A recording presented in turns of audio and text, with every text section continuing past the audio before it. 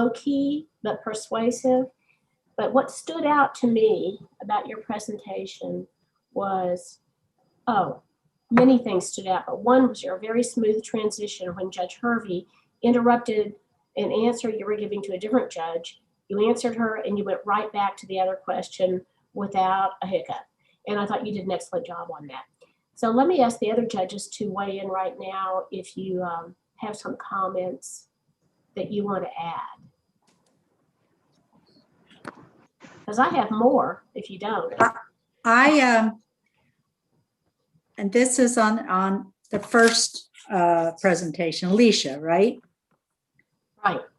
Okay. I found her to be very calm and very persuasive, as Judge Keller already said. And she was very good about stopping and waiting for the judges to ask the question before she answered. So those were the most outstanding things. And of course, her argument was stronger on the first issue, but that's because I think she spent more time on that one. And I don't know whether she, was keeping a clock herself on the amount of time, or whether it was because Judge Keller, reminded her that she had another issue to address, but she did an excellent job. I liked your overview at the beginning too. You did an excellent broad overview of the issues. Anyone else? I would agree with what everyone is saying too. I think that you had a great deal of poise. And I think that one of the things that you did do was that you did answer the questions. I like you'd answer the question and answer the question, which is a thing, a transition back and forth. I thought that was good. I would say that while I do appreciate that you were calm, at the same time, there's, several other people were able to take their arguments and be a little more animated. And I think that maybe you could have added a little bit, but it was such a close call. All of you were so good. But if that was the thing I would sort of get, it would be that. It would be like you could have been a little more passionate about your incredibly boring technical argument. Alicia, I really liked your signposting. I thought your signposting was excellent, and the way you led us through your argument in a very logical way was very helpful and very good. I think I would agree with Judge Newell that maybe just a little more passion behind your argument would help bring it home even more. But you did a wonderful job. I would say the only other criticism I would have is that to find a way to transition to your other issues sooner, just to kind of answer a question and then find a way to transition over to the next one without the help of Judge Keller. That would have been good to give you some more time to address your other issue. I'll chime in here. I'm sorry. Am I speaking over someone? Yes. So Alicia, I have to agree with everybody. The way you speak, it's metered. It's got poise. It really came across well as far as I'm concerned. Looking at you as an advocate. The only real critique that I have, that I know is a critique, is that it seemed like you got bogged down on that first issue. And I think somebody else already brought that up. So watch your time, and then, I think you transitioned well once it was brought to your attention, but don't get bogged down. And then finally, this really goes to everybody. There was something that y'all all did that I really haven't seen a lot of in these types of competitions before, which is that you all sort of, when there was an opinion written by one of us on the court, you spoke directly to us and said, when you wrote this opinion, and it's kind of, I have to say, it feels a little flattering when people do that, but that's also distracting from sort of the merits, to me anyway. The merits of the issue are the more important thing, not whether you know that I particularly wrote an opinion or that another judge did. But it feels good when you say that you know who did it. So, but thank you. But it also, I think, demonstrates a grasp of the materials, and I think it shows confidence, and it's not just a matter of flattery, but it is a command of the material, and I think that inures to your benefit. I agree. That's one thing that I know that I hear that all the time with new court competitions and advocacy, is you say, if you can sort of tie in that judge and get them to co-opt your point by saying you're mentioning what they've said, you're sort of building an alliance there. As I've done this more, I actually start to get a little bit nervous though when people do it. So I'm like going, do you want to associate with me? Maybe you want to associate with a different judge. You'll get a lot more mileage out of your argument. But it's a good technique, and it's something I know that y'all have been trained on. So I think that that's something that you should probably, I think it does work, but you do have to know your audience, I guess. Okay, thanks, judges. Oh. Well, if I may, no, Yes, I was just please. going to say, Ms. Mponde, that you don't stumble over your words. You do a really good job of not stuttering. I don't think I heard a single out of you, which is really impressive, to be honest. And so I was thinking at some point she's got to mess up, and you didn't. And so, but and so you're really good at that. But yes, it can come off somewhat robotic, or maybe kind of, and I think that's the criticism some of the other judges have brought up. And I think sometimes when we're doing appellate advocacy, we feel like we have to check our personality at the door, if you will. And I think there's room for a little bit of that. Not a lot of it. I mean, you're still in an appellate courtroom, but I think there's definitely room for you to give us a little bit more passion, a little bit more, of your personality.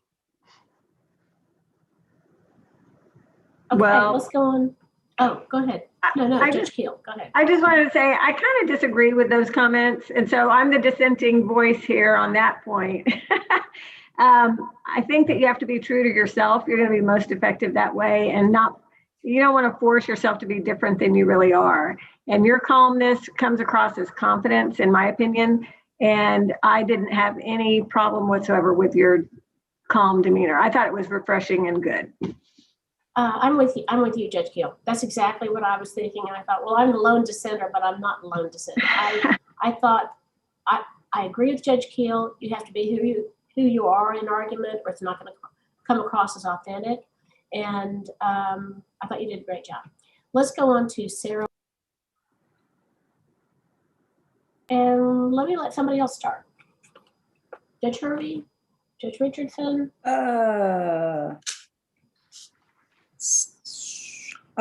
Anybody.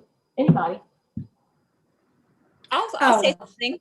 Go ahead, Michelle. Okay, thank you. I thought you did an excellent job, Sarah.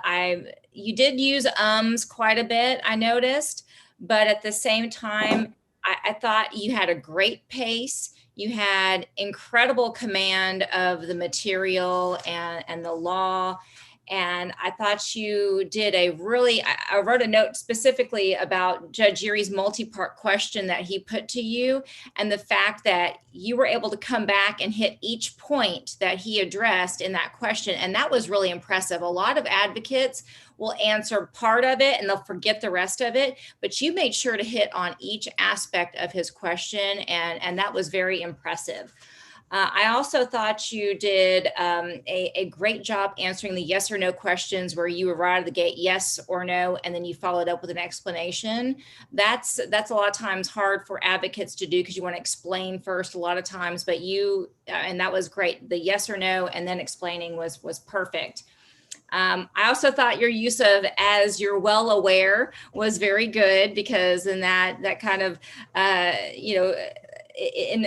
guess going back to Judge Urie's thing about flattering a little bit, it is good, for you to say, okay, as you're well aware. We may or may not be aware, but, it feels good when you, say, hey, as you're well aware. So I thought that was nice as well. Your tone was very conversational, and while you spoke at a faster pace, your clarity was excellent. I didn't have any problem following you at all. So I thought you did a really excellent job. I just want to reiterate how impressed I was with your knowledge of the law and the cases and the standards of review, and your sort of agility with those things in the course of your argument. But otherwise, I just agree so much with what Judge Slaughter said. So great job. Thanks for doing this. I agree. I thought you did a really good job. You're exactly kind of what I was talking about when I was thinking about being animated. Or I mean, that was sort of the emphasis. So I think you make a good partnership with your partner. But that really sort of spoke to and really sold all of us on the idea that you're how nimble you are and how dynamic your understanding law is. If I was going to say there was a criticism, you probably think faster than you really can handle. And so I think there are plenty of times where you wanted a way into an answer, and that's the only time I ever saw you stumble. Was your agility is such that you can come up with a laundry list of how you're going to attack something, but there are times where you're like, I don't know which list I'm supposed to use, and so that got you a little bit worked up, and then you were able to sort yourself out. But that was the only time I really saw you stumble with that. So that was the only thing I would say. Yeah, I would just echo everything else, and also I'm the king of so don't worry. The only way I get around is by pausing and just stopping. And I'm a fast talker as well, so don't be afraid. And I don't say that as a criticism of you, like you talk too fast. I mean, there's not a word you said that I didn't understand, but don't be afraid just to count to 2 and take a breath and then start back up. And don't be afraid to vary your speaking speed as well. If you're on a point that's really important, because you talk at a pretty fast clip, if you start slowing down, everyone's going to start leaning in to listen. And so if you get to a point where you feel like, okay, they need to hear this, just slow it down 25%, take a deep breath, and people will be that much more engaged. But I mean, I found you very engaging. I feel like there was nothing we could have asked you where you would not have at least known the law and the facts. And so, I mean, that's really all you can ask of a lawyer, is if they can do those two things, the little stuff will work itself out. So great job. Your personality came through well in rebuttal too. And that's not always the easiest part of the argument. So I thought you did an excellent job on that. Yeah. If nobody else is going to chime in, I think everybody did a great job, obviously. I think it seemed to be that you had the best, I guess, usage of the material, and your ability to analyze quickly was probably the best today. And so there was one point where one of the judges asked you a question and you came back with a case that we hadn't heard yet, and your analysis on it was spot on. And the way you tied that to the answer was perfect. I mean, really. And so, and if I had any criticism, it's not really criticism, it's just something that you might work to improve on, is there were a few times you stumbled over your words. And that's so, I mean, people who've been doing appellate advocacy for 20 years do that. So it's not uncommon, but, maybe work on little tricks at times to just slow it down to a certain degree so you don't stumble over your words. But I think that had to do with the fact that your mind is so quick and you analyze so fast and you're good at it, that sometimes your mind is operating quicker than your mouth, if that makes sense. That was great. Build on what Judge Walker was saying. That's right. Like that's the kind of thing that you're going to develop skills over time to fix. But if you have to start right now, the big thing I would say is learn to just don't try to just feel okay taking a stop, just stopping and taking a breath before you do it. That's usually what a lot of people do, and that works. Yeah, I was going to say the same thing. If you just take a breath, it's okay. Well, most of the time, the judges will wait for your answer. They want to know what your answer is. Because of Judge McClure's comments about ums, I'm not going to pick on ums because I don't want him to think I'm picking on him too. But sometimes it is distracting.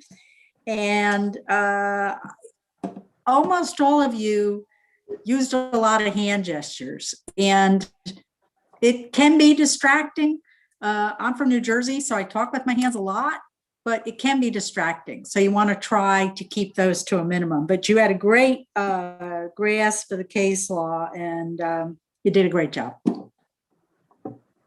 Okay, thanks, judges. Let's talk about Christopher Ruiz. I have lots of comments. Unless somebody else wants to go first. I thought one of your really important strengths was you dealt well with interruptions. And some of the questions that you got were not as clear as they could have been, and you handled them really well. I also thought you did an excellent job on the commutation argument. And your procedural requirement answer was very good. So other judges weigh in. I thought he knew the case law. He had a good and simple explanation for his issues and that were appropriate to the issues. And I liked his summary. So I thought he did a great job. Christopher, I particularly noticed when you drew our attention to the distinction between local and statewide disasters in the statute. And I thought it was pretty good pickup, and it's good to kind of bring our attention to the fact that there is a distinction between those in the statute. So it kind of showed your knowledge of the law and the applicable authorities, that are going to shape our discussion or our decision in the case. So I thought you handled that pretty well. I thought it was evident that you knew the case law and the statutes that control the decision-making process. And, one other thing that was important, I don't want to talk for a long time, but I want to say that at the end, and I'm not sure about this, but it seemed like you had it about 2 minutes, you almost kind of finished your argument. And even though I think a lot of times in the real world, you don't want to sort of take up extra time by using all your time down to the last minute if you don't need to. I did think it was a good move strategically to go back to your opponent's argument like you did. Right at that sort of 2 minute mark, I noticed you kind of paused at the end, and I thought maybe that was it. And then all of a sudden you're like, well, I want to go back to my opponent's argument, and you took it on, and I thought you did a real good job of that. So congratulations for that. Christopher, you had excellent energy. I really loved the energy that you brought to your argument. I also really loved your command of statutory language, and you kept bringing it back to the statutory language. And of course, we as judges, that is all important, is what does the statute say? And I think you were the only one who continuously brought it back to the precise language of the statute and made your argument from that more than anything else. And I thought that was really, really a great way to handle your positions. I also wanted to commend you on your conversational tone. You had a great conversational tone throughout, and both in your delivered speech in the beginning, as well as when answering questions. One thing, really the only criticism I would have for both you and Daniela is for these Zoom presentations, maybe have the camera a little closer in, because we all have aging eyes. And so we're looking at little squares. We look at the gallery view, and it's a little hard to see you and your facial expressions when you're a little further back versus the appellants who had their cameras a little closer. So just a little tip for these Zoom type of arguments, if we have any more in the future. It'd be good to be closer in so we can see your facial expressions better. Actually, I agree with that. I think it's a very good point from the technical standpoint. But I would also double check. I don't know what the tournaments are going to be like, whether they require a certain thing or not. I think that another thing to consider too is whether or not you're going to be drawing a distinction from your opponents and whether you want that. That's sort of the way I like. Maybe you doing this draws a distinction between you, or it may make you look out of place. So you should decide that on what you think. I thought that you had great poise. I thought you did a really, really good job. I agree with what everyone else is saying. And I particularly, like I had been saying, I guess, throughout the whole thing, I really do think you had a good conversational tone. Like that's the one thing I've been looking for. And I think you really sold your argument very well. I thought that you had a great deal of presence. And so I think you did a really good job. If somebody else, I'll wait. No, you go ahead. But okay. Thank you. Yeah, Mr. Ruiz, if there was an award today for the most calm and confident, I think you'd win it. And all of you were calm and confident, but there was something about you that was just more so to me. And I think, and of course, it's just little things because you were all so good, just like Judge Carroll said at the very beginning. We're really splitting hairs here, to be honest. I think there was, I don't know if I'm even allowed to say it, but I think there was a 1 point difference in the teams for me. But as far as there was something that you did, and others did this too, but I think it was good and it was well taught and well received. And that is when we asked you a question that was really clearly, at least maybe coming off, that it was something that you didn't agree with, or we would just ask you, do you agree with it? You very confidently would respond, we don't agree, you know, or I'm sorry, we don't agree. And some people get scared to do that. And so I like that. I thought that was, at least from my perspective, that was well received in the way that you handled that, because you don't concede your point. You know, if you really believe something and it's your position, then be confident in that. That's all I had. Thank you. Anybody else? Okay, let's go to Daniela. How do you pronounce your name? My last name is Vakulchik.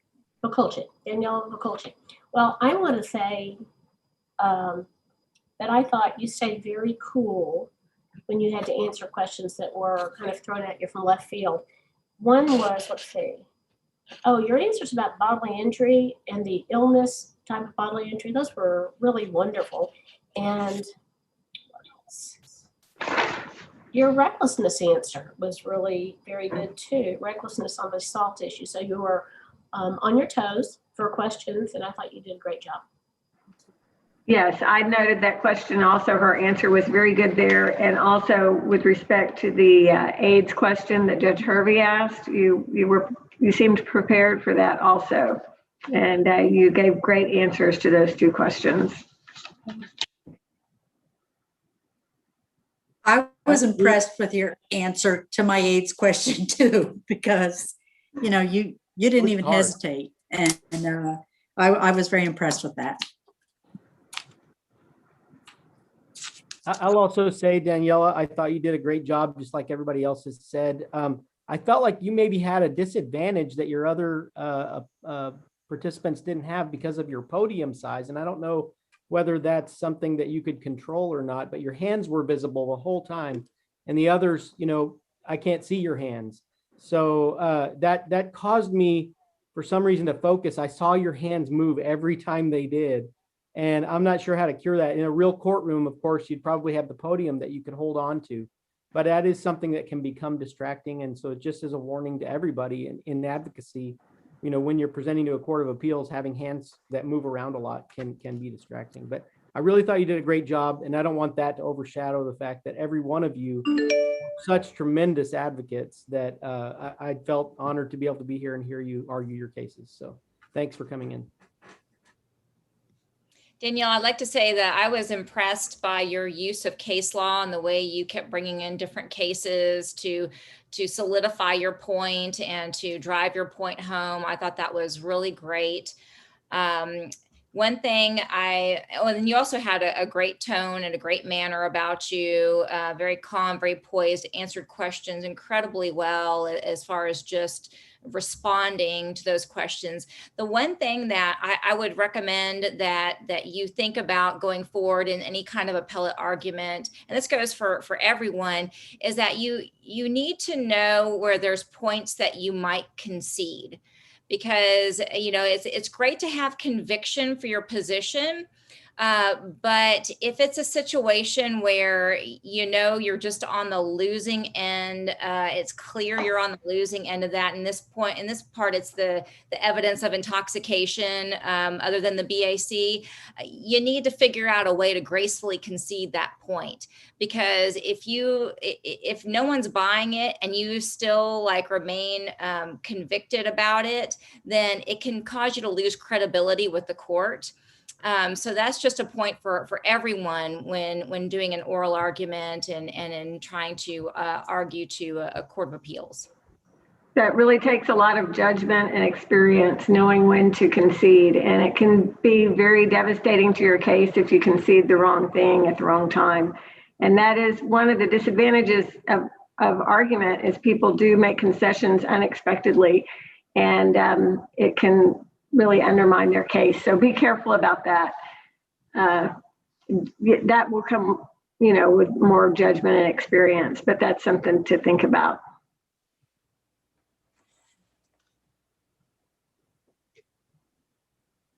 I'll chime in if nobody else is going. So it's easy to misspeak in oral argument, and we know as attorneys that words matter, right? And so we try to be very specific with our phraseology. And I think Judge Slaughter alluded to this, and that is conceding sometimes on this issue of intoxication. I think at one point you said that there was no other evidence of intoxication, and I don't think you actually meant to say that, because then you kind of came back just a few seconds later and listed some of the other evidence of intoxication. And so, things like that, ticky-tacky again, but your ability to use the evidence and the facts and really the case law, to me, as far as your analysis, you're the second best today. You're really good at it. You were really good at applying case law and coming back and relying on that, I thought.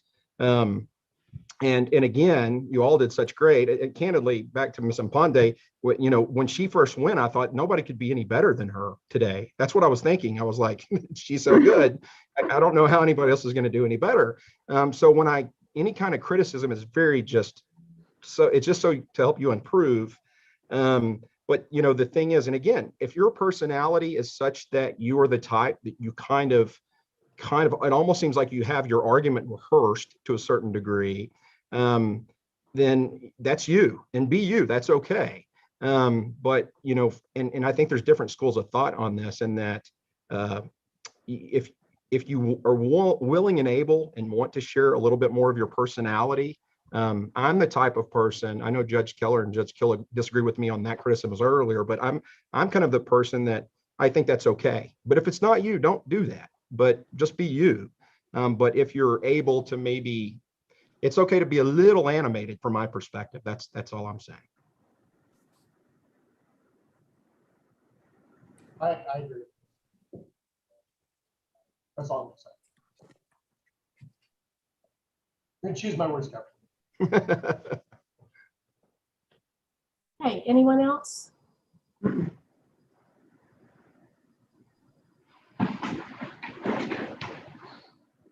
I think the only thing I would add is I agree with pretty much everything everybody said. This is the timing is perfect. The Olympic trials are this weekend, and I kind of view something like this as the finals of the 100. You're looking at a photo finish. Almost everybody's at the top of their game. You were remarkably poised. One of the things I would add, I really agree with Judge Keel and one of the others that said to you, Alicia, is you have to be yourself. And I appreciated your very calm demeanor. There's something that takes the edge off when you're listening to somebody like that. But I thought the teams, whoever the schools are, and we don't know, that all four of you were very well matched together. Sometimes somebody who's a little bit more laid back with somebody who's a little bit more animated can be a very good combination. I just think all of you did remarkable jobs, and you had a very good grasp of the legal issues. And I think you have bright futures ahead of you. So I agree with what Judge Richards is saying. I know that it's going to be cold comfort that we're going to say, well, y'all are all fantastic, but someone's going to win and someone's going to lose, right? But I gotta believe this, and I think that this is true of everyone here, that we really are talking about these minute, picky things to differentiate you guys from each other. I mean, it was a situation where, like, well, here's what I'm going to do on my ballot, but then I have to kind of fix this way, otherwise it ends up in a 4-way tie. And so that's the hard part for us, is trying to figure out the way to find things to distinguish, because you all did such an exceptional job.